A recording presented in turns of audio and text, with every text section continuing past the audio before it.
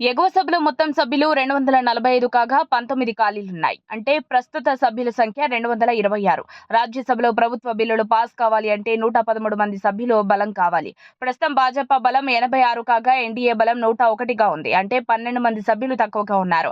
ఇక ప్రతిపక్ష కూటమి ఇండియా బలం 87గా ఉంది. కాంగ్రెస్ బలం 26 మంది సభ్యులు. ఇక ఏ పక్షానికి చెందకుండా ఇంతకాలం భాజపాకు వైసీపీ, బారాసాలు పరోక్ష సాయం అందిస్తూ వచ్చాయి. రాజ్యసభలో బారాసాకు 5గురు సభ్యులు ఉండేవారు. ఇందులో కేశవరావు ఇటీవలే ఎంపీ సభ్యత్వానికి రాజీనామా చేసి కాంగ్రెస్ పార్టీలో చేరారు. ఇక మిగిలింది 4. ఇందులో 3 పార్టీ ఫిరాయిస్తే బారాసాను ఆ పార్టీలోకి విలీనం చేయవచ్చు. ఇప్పుడున్న సభ్యులు కేఆర్ సురేష్ రెడ్డి. వీరు సుదీర్ఘ కాలం కాంగ్రెస్ పార్టీలో ఉన్నారు. 4 సార్లు ఎమ్మెల్యేగా చేశారు. కాంగ్రెస్ ప్రభుత్వంలో స్పీకర్ గా కూడా ఉన్నారు. బద్దిరాజు రవిచంద్ర రాజకీయ అరంగేట్రం కాంగ్రెస్ లోనే 2018లో వరంగల్ ఈస్ట్ నుంచి అసెంబ్లీకి పోటీ చేసి ఓడిపోయారు. తదనంతరం బరాసాలో చేరి ఎంపీ అయ్యారు. బండి పార్థసారథి రెడ్డి ప్రముఖ పారిశ్రామికవేత్త, హెట్రో సంస్థలకు చైర్మన్ గా ఉన్నారు. దీవకొండ దామోదర్ రావు నమస్తే తెలంగాణ పత్రిక వ్యవస్థాపకుల్లో ముఖ్యుడు. కేసీఆర్ కు ఆప్తుడు.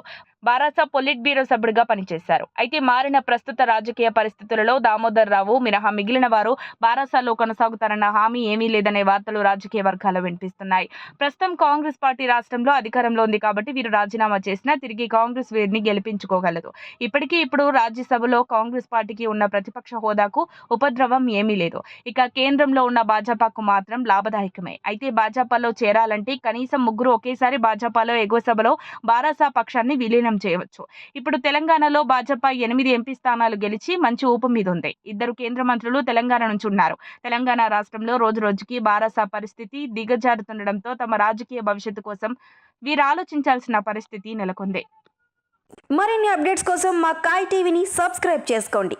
మా వీడియో కనుక మీకు నచ్చినట్లయితే లైక్ చేయండి, షేర్ చేయండి. మీ విలువైన అభిప్రాయాలను కామెంట్ బాక్స్లో తెలియజేయండి.